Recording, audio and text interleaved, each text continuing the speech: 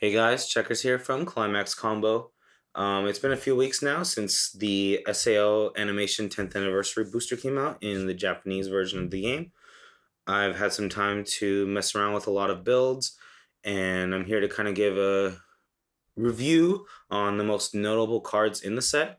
So if you're thinking about buying this set, hopefully this video helps you out, helps you get an understanding of SAO's dominant builds. So the way I'm going to do this is I'm going to go by color to talk about any notable cards in the set. And once I'm done with all those, I'm going to kind of talk about some of the builds that I think are pretty strong. Um, and yeah, maybe a little bit about the old set, what old cards you might need, because SAO has a ton of boosters out.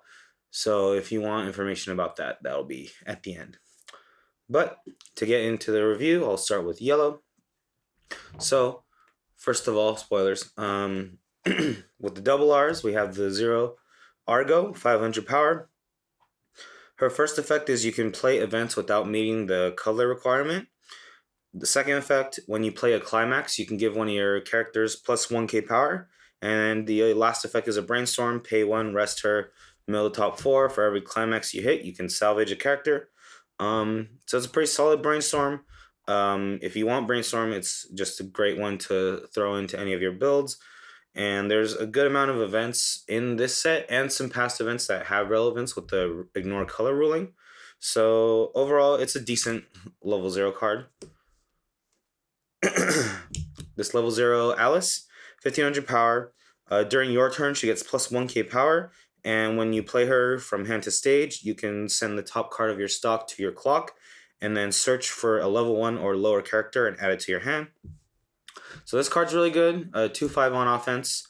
And, you know, just kind of a Riki. You clock from stock, which has some benefits rather than clocking yourself from your deck. You know what card you're going to clock pretty much. So it makes it so that you can use it a little later on in the game. It's not as risky because you're not going to hit climaxes with it. And it can search for anything. It's not trait restricted. A lot of old SAO sets have a ton of different builds because of their traits. There's Avatar and Net, there's Flucklight, and there's Anniversary. So this works in any of those builds. There's no restriction. It obviously will be better in Anniversary and Flucklight builds because you can't really grab it unless you have cards revolving around those, but you can still use it in other builds. So this is a very good card, and its versatility in all the old SAO builds is kind of why it's probably so expensive. This level 3 Asuna, 3/2, 9k, the last double R for yellow. If you have a full field of 4 anniversary characters on stage, she gets -1 level in hand, so she's an early play. When you play her, you can discard a card to stock heal, and the last effect is during the battle involving this card, if you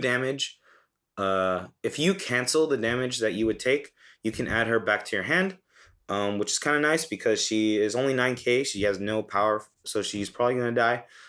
So you have a chance to get her back to your hand. It's a solid early play heal for any build that splashes yellow. That's it for the double R's.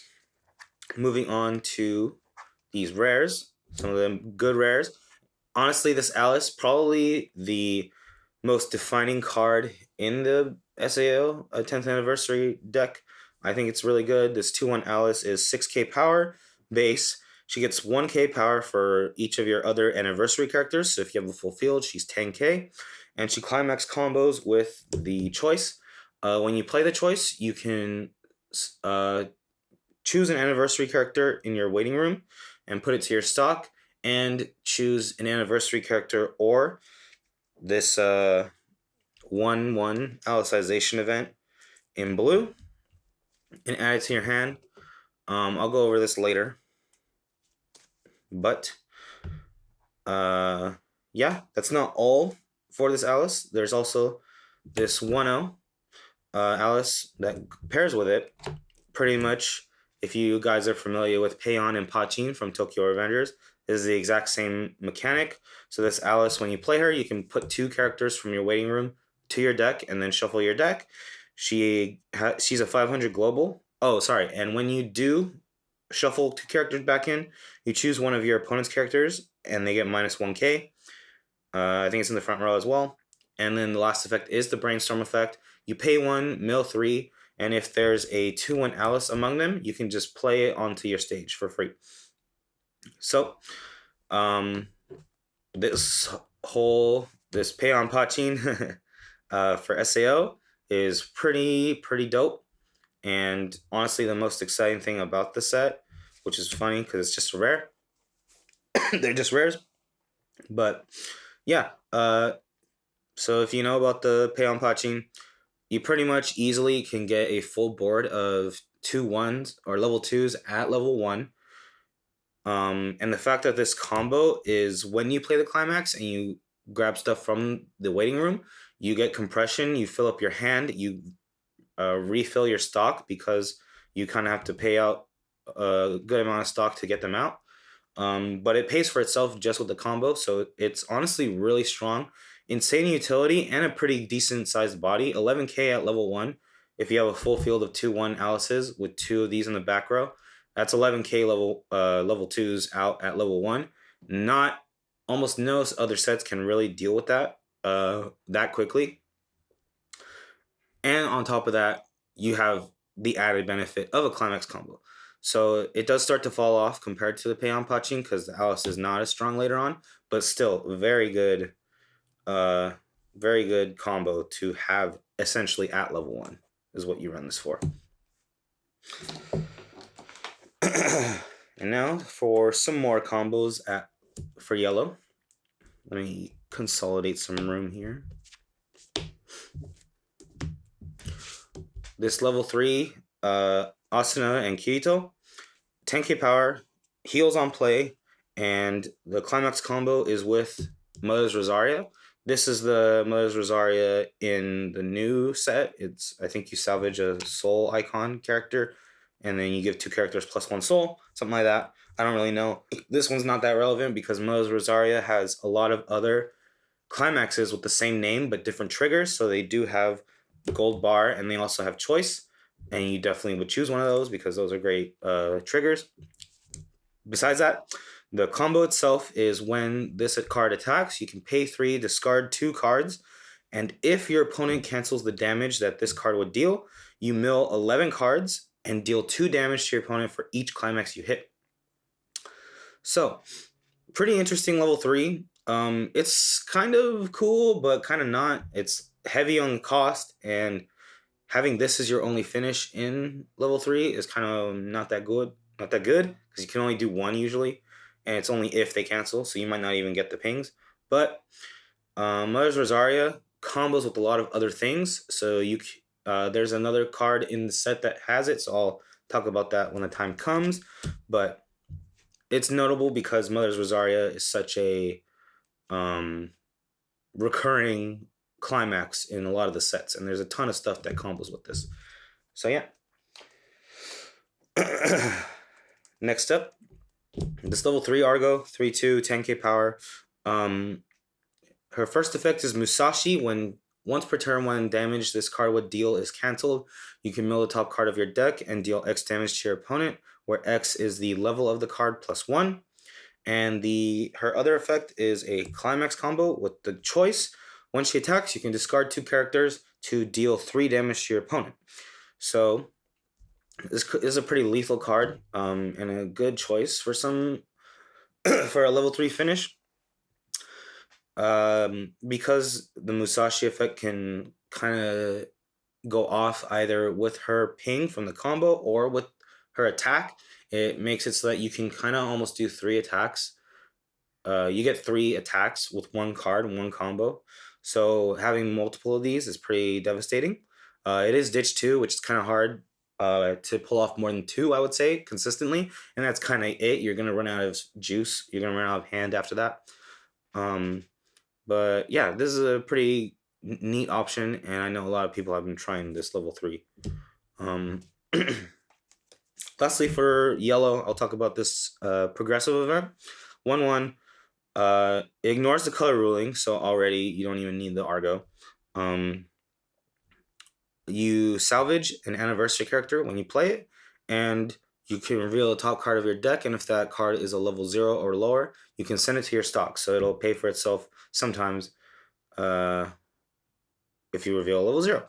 So this event, it's all right.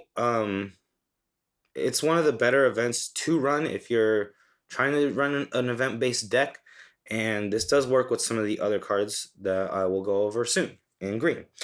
But yeah, so that's kind of it for yellow. Definitely the Alice Payon and Pachin is crazy good, and I'll get more into that when I do builds. But overall, a lot of solid options for yellow.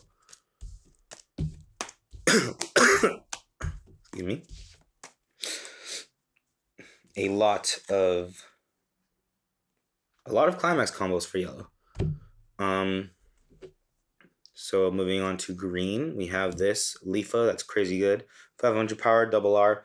When you play her, you can discard a card you can put a card from your hand to your stock, and the other effect is you can discard a card to reveal the top card of your deck and salvage a character whose level is equal to the level of the revealed card.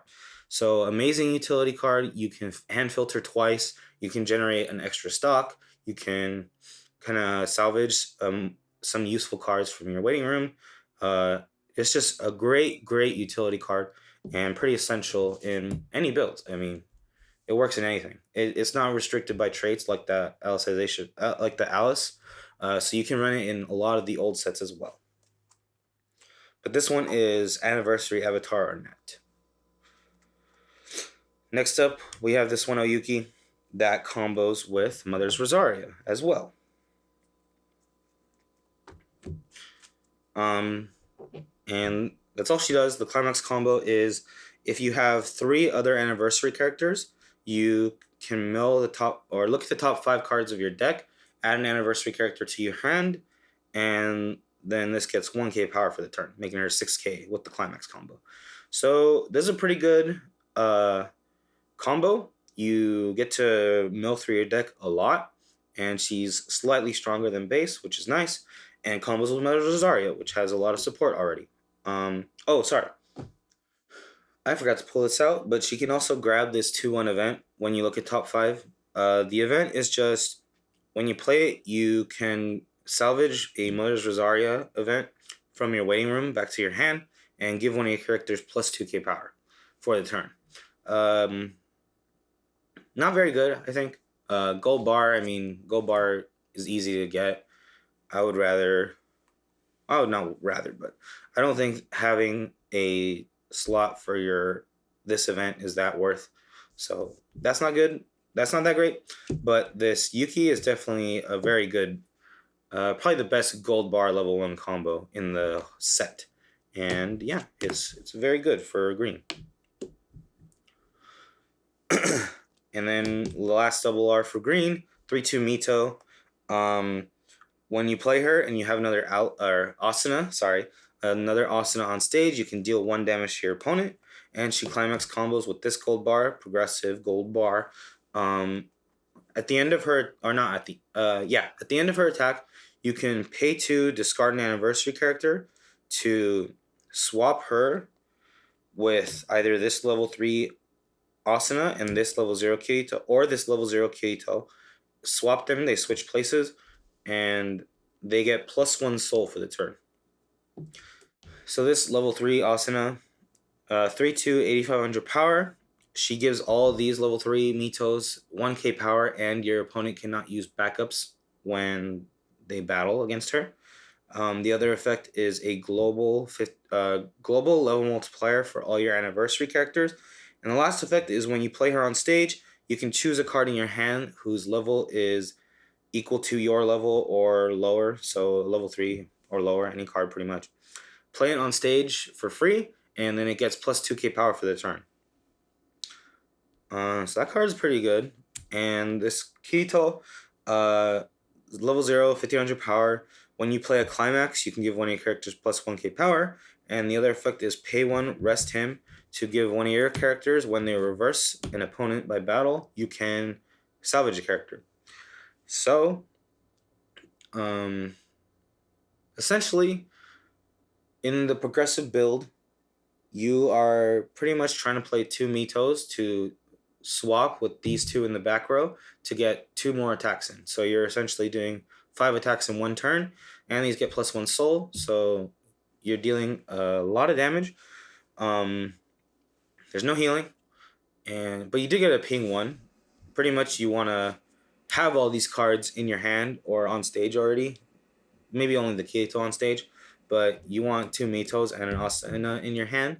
This saves costs because you can play her, play another Mito for free. She gets +2k power, and you already have an Asuna on stage, so she gets to ping 1 when she enters.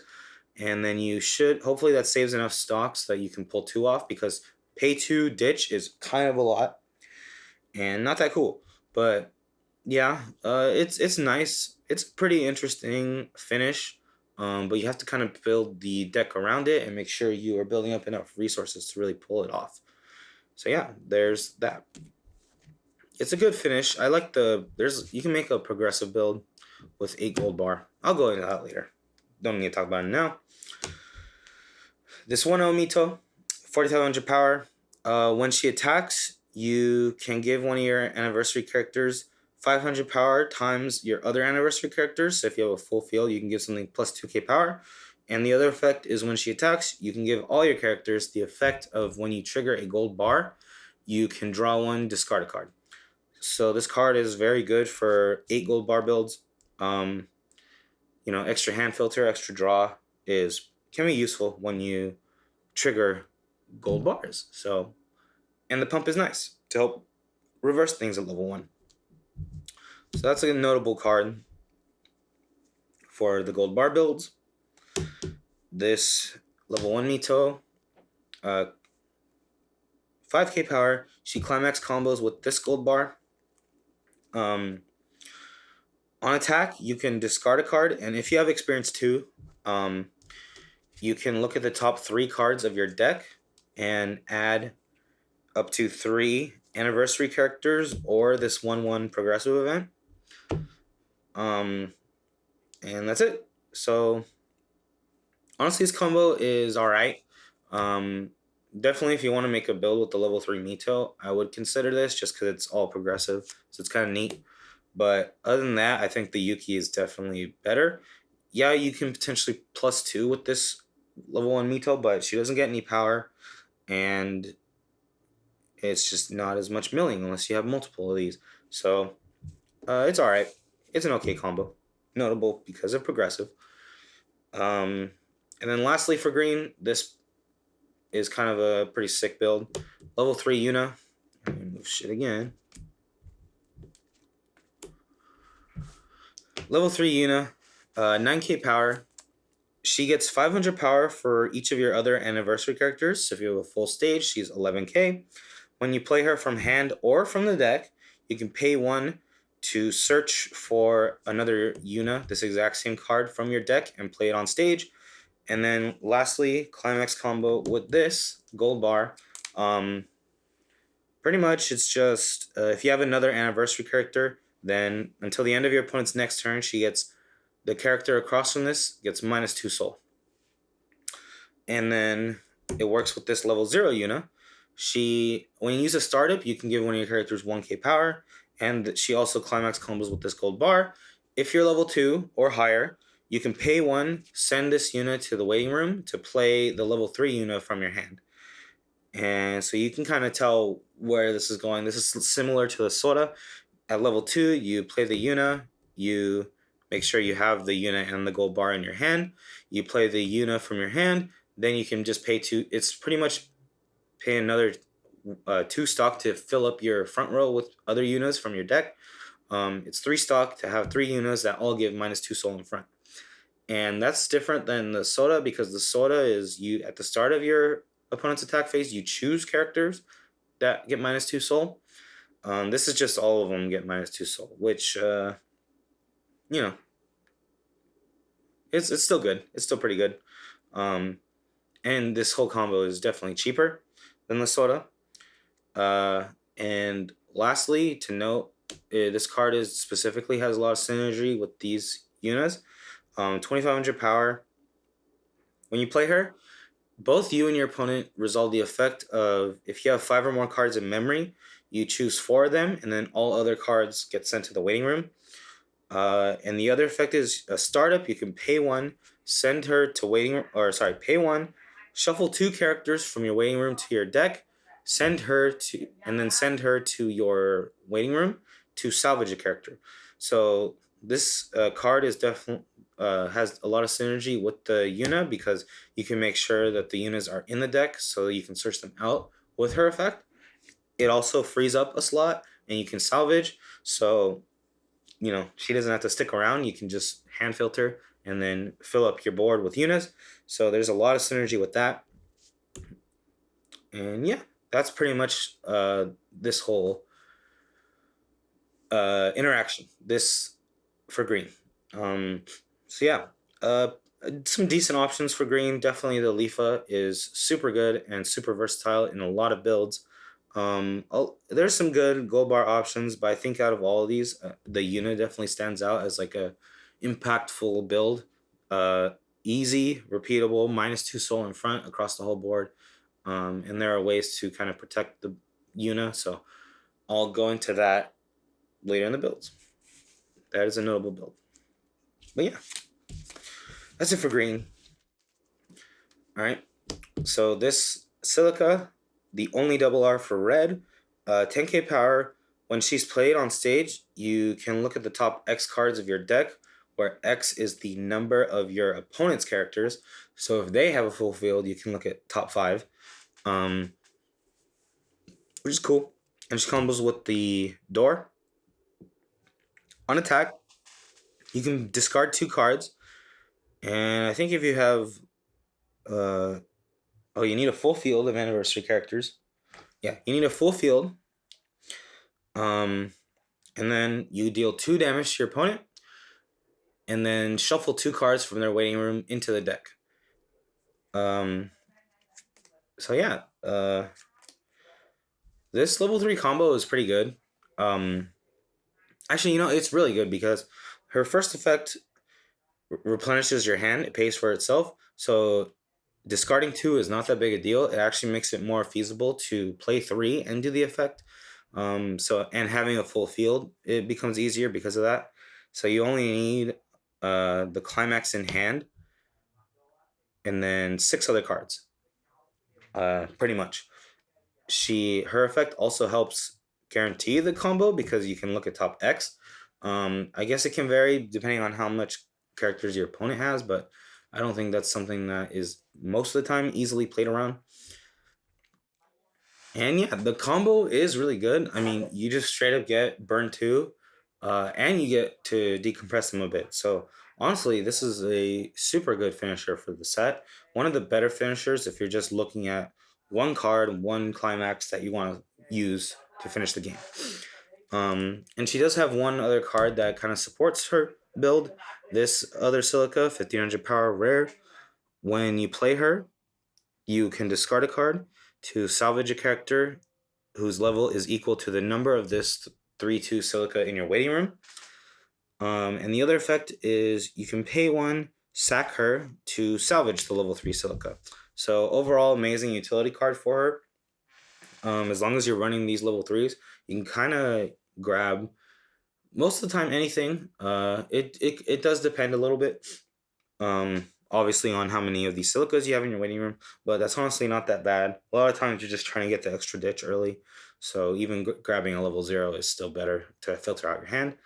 And she also removes herself from the stage to get the Silicas. So you're minusing 1, but you're getting the Silica, which will pay for herself later. Honestly, very useful. Very good option. Probably the only option for red, but very good.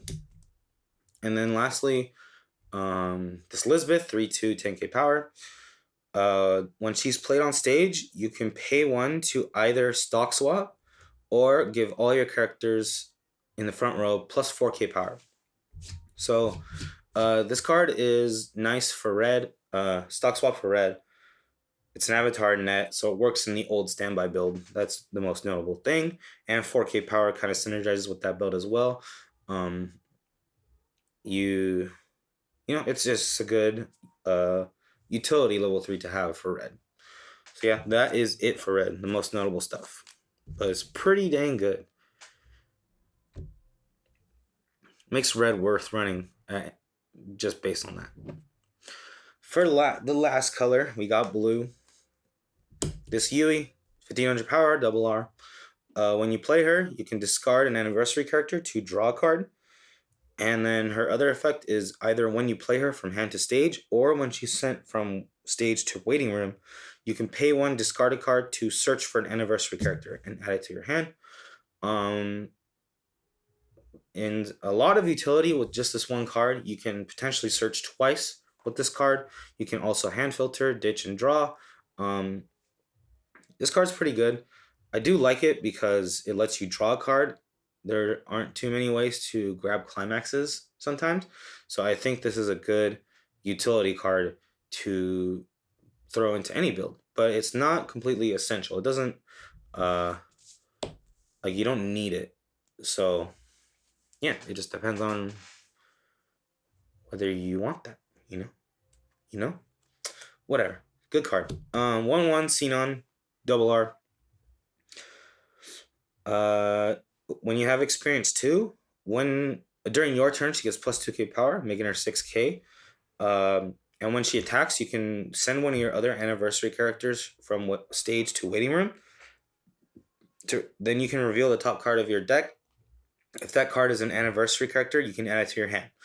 And the last effect is it's a startup. You can discard a card, send her to the bottom of your deck to salvage a character. So this card is pretty good. It's a good sub attacker. Essentially, so the idea with this card is you're either getting rid of your front row. They're gonna die anyways. Essentially, you can think about that. Your level 0s that aren't doing anything besides utility, you can sack them to reveal a top card and essentially get one more card to your hand, at the cost of taking one more extra damage because you're taking a direct attack. Or you can convert your back row, which maybe you're plussing a lot. You can convert that to other hand. If you don't need, your back row slots, you can do that. And the second effect I don't think is used that much. You're minusing to kind of hand filter, which I don't think is too necessary, but it is an option. It's a really decent level 1 to have. All right, and lastly for the double R's, another one of my favorite cards in the set, 3/2 Kirito. He heals on play. He climax combos with the arch, the pants. If you have this 1/1 Alicization event in memory, then when he attacks, you can mill the top card of your deck and deal X damage to your opponent, where X is the cost of that card plus 1. And that is it. So, and I'll talk about this event. So this Alicization event is just, you search for an anniversary character and then this goes to memory. So nothing too special about that. It's an okay event. It's being forced to run it with the level 3 is not that bad. It's a decent event. So there's that. The combo itself is alright as well because it's completely costless pretty much. You just have to get this in memory. It's not too hard. You have all game to do it. And yeah, at the minimum, you get a costless ping 1, which is alright. It could be more. Pay ping 2, ping 3, with cost 2 cards. So, and you can build your deck around it so that you have more high cost cards to deal damage, more damage. So that's pretty good. So with just that, he's alright, but he has a ton of other support cards. So to start things off, there's this level 0 Yujio, 1500 power. When he attacks, you can discard a card to choose one of your anniversary characters on stage and bounce it back to your hand. When he gets reversed, if you have 2 or less cards in memory, he gets sent to memory. And while he's in memory, he has recollection. He gives all of these level 3 Kiritos the effect of when your opponent declares an attack in front of him, you can pay 2, discard a card to have him gain the effect of the opponent. The character across from this gets -2 soul. So that's pretty neat. -2 soul on wheels. Pretty sick. This level 0 Asuna. She gives all these level 3 Kiritos 1500 power and he can't be chosen by your opponent's card effects. And the other effect is pay 1, rest her, or not rest her, sorry. Pay 1, resonate with this level 3 Kirito. Oh yeah, you do rest her. Whatever. Look at the top 3 cards of your library and add a character to your hand. Anniversary character to your hand. So nice tech card. Makes him hexproof so people can't use money backups, or if you're playing standby, they can't anti-change him. Ooh. So that's neat. Not the most important card, but it's a nice utility card to have one of. And then this level 3 Alice and Yujio, 4k power. When you play it, you can choose one of your cards, one of your anniversary characters on stage, send it to waiting room, and then you stock heal. She gives they give 2k power in front, and they give all these 3/2 Kiritos in front the effect of, at the end of his attack, you can pay for, discard a card to mill 17 cards from your deck and deal X damage to your opponent, where X is the number of climaxes you revealed. So, well, this card is actually really good. It's definitely worth playing. It helps free up your stage.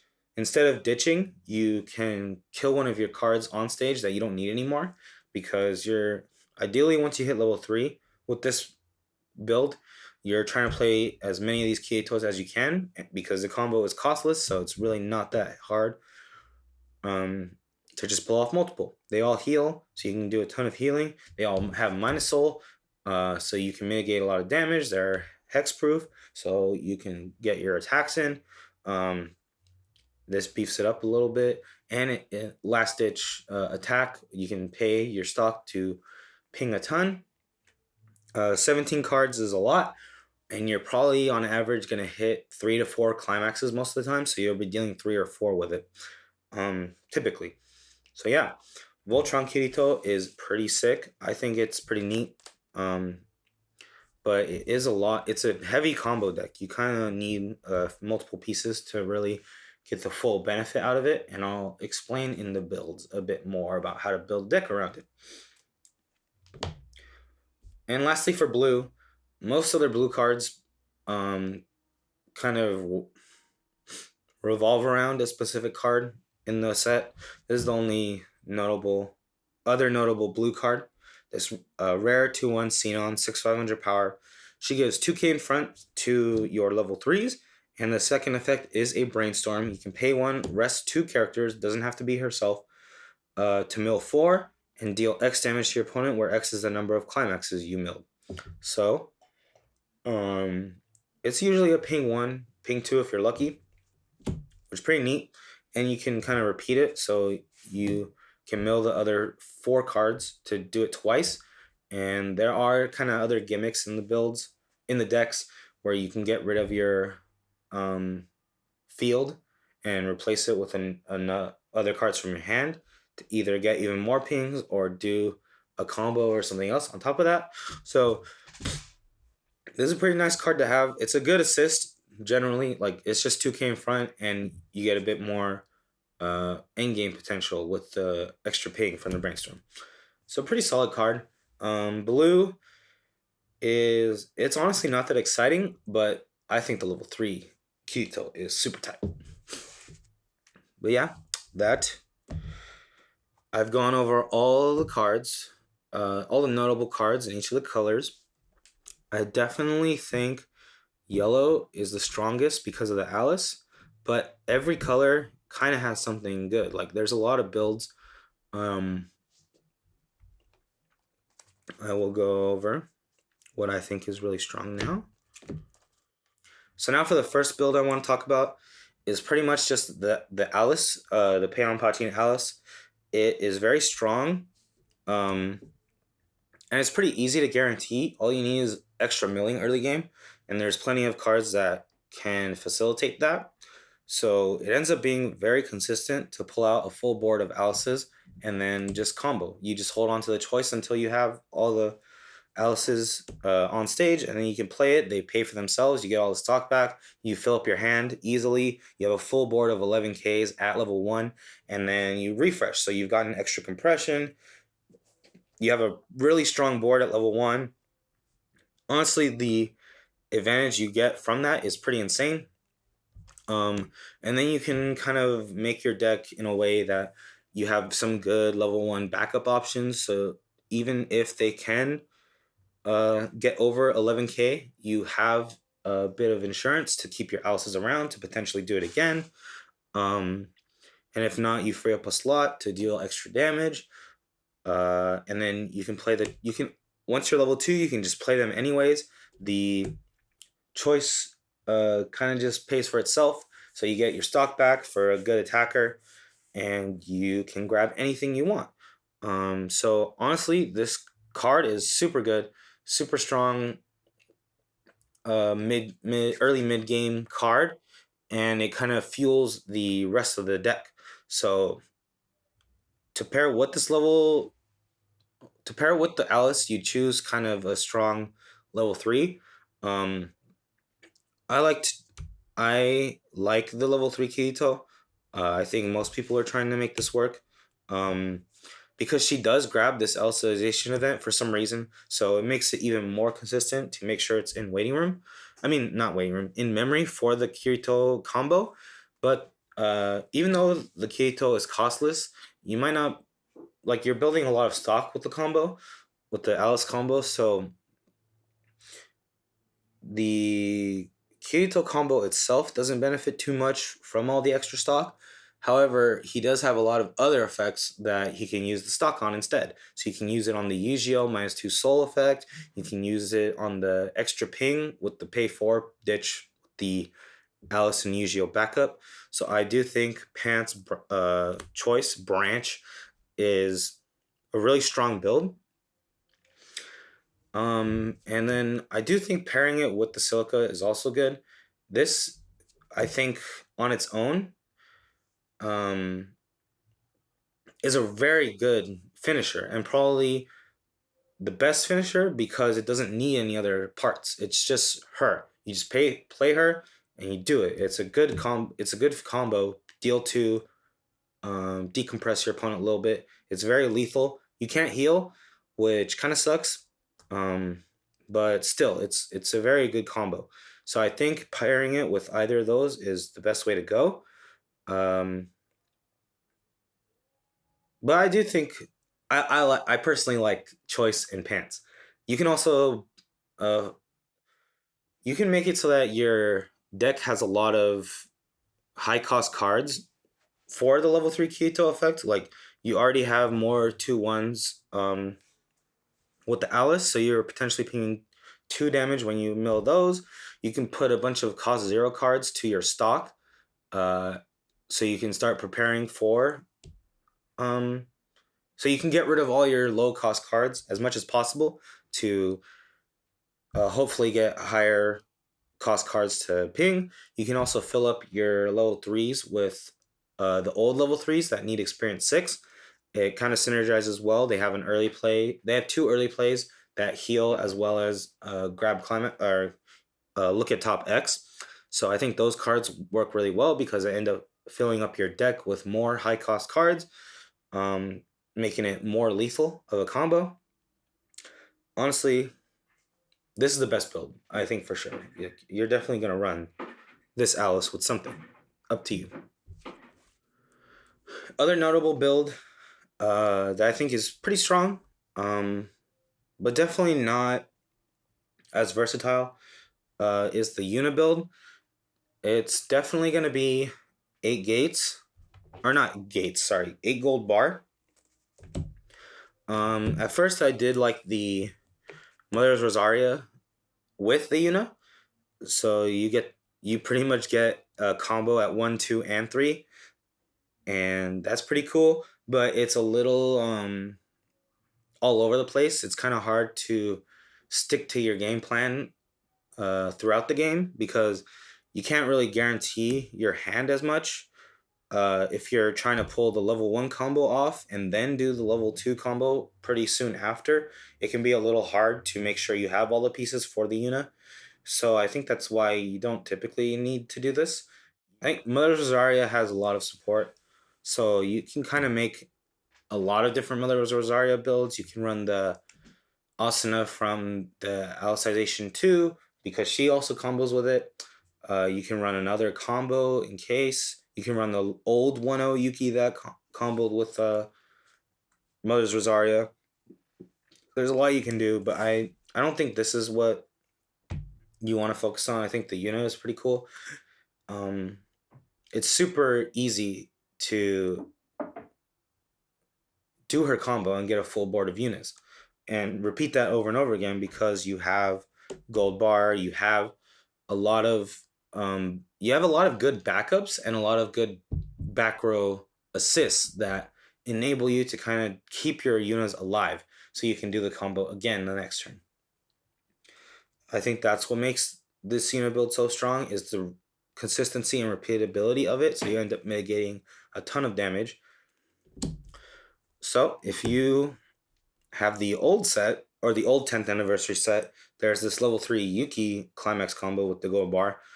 She heals on play, and the climax combo is you can pay when she attacks, you pay 1, ditch 2 cards, and mill the top 11 cards of your deck. And for you get certain effects when you mill anniversary characters.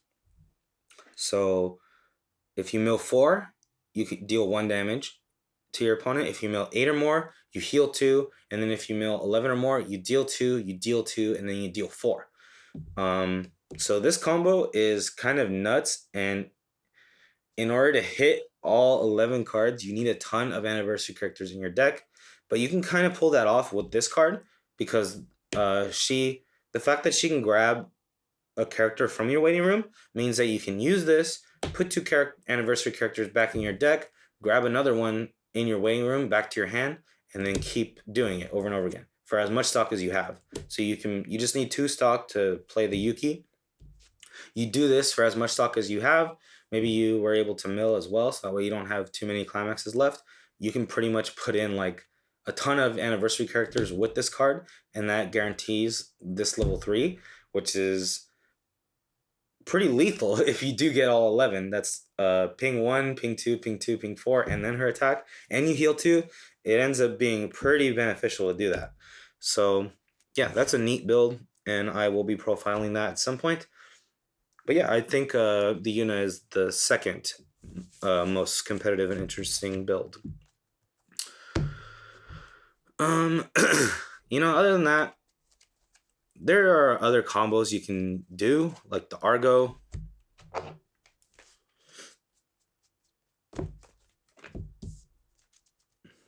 Like there's the Argo combo, there's the Mito progressive combo. You can even run Silica with some other level 1 combos, more like a standard deck, maybe the old level 1 anniversary combo, the blue one, or the red one, whichever you think might be good. But these builds all have some kind of weakness compared to the others. I think the other builds that I've talked about have strong synergy and support so far with a lot of the cards in the deck.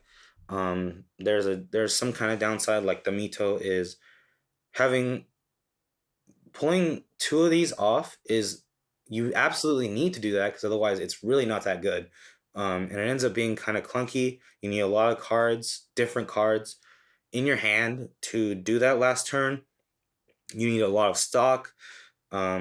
It's just kind of awkward to play, so I don't care for that. The Argo it's good, but you have to ditch 2, and she doesn't heal, so you're kind of screwed if you didn't have a good early game. It can be pretty lethal, but ultimately, I don't think it's like a more of a standard deck. Like you're not really. It's not really like that good. Like you run probably 8 choice with the Argo, but you don't even need stock for her effect. And it feels like it doesn't come together quite right, I think. And the silica is really good. But running her with something that's a little weaker than the Alice is definitely not as good, I think. But she is still cool. And if you don't want to run the Payon Pachin, then you can still do that. So yeah, those are the other kind of builds you can run. There's not too many other good cards, I think, in the set. That there's like there's decent cards that serve a purpose, but these are all the most notable cards that define what build you're gonna run, pretty much. And yeah, do want to mention that if you're thinking about buying this set, it's not completely mandatory, but there are old cards from the old anniversary set that are very good and will help a lot for these builds. Only a few of them, though. Like, you don't need... Half your deck's not going to be the old anniversary cards. Most of your deck is going to be cards from this new set. But it is notable that the best level 0 by far is in the old set. Let me pull it up. This guy. I luckily managed to get a playset of this a while ago, but these are extremely hard to find now and very expensive. They're like $25 a pop now because this card is insanely strong. So that is a fair warning to you if you're still on the fence about picking this up. If you want the most competitive builds, you're definitely going to need that card. That card is so good. And there are other anniversary cards, other double R's and stuff that you can choose to run as well, but those aren't nearly as important. Alright guys, that is it for the set review. I hope you guys enjoyed it, and stay tuned for my first Sword Art Online 10th anniversary animation deck profile. Peace.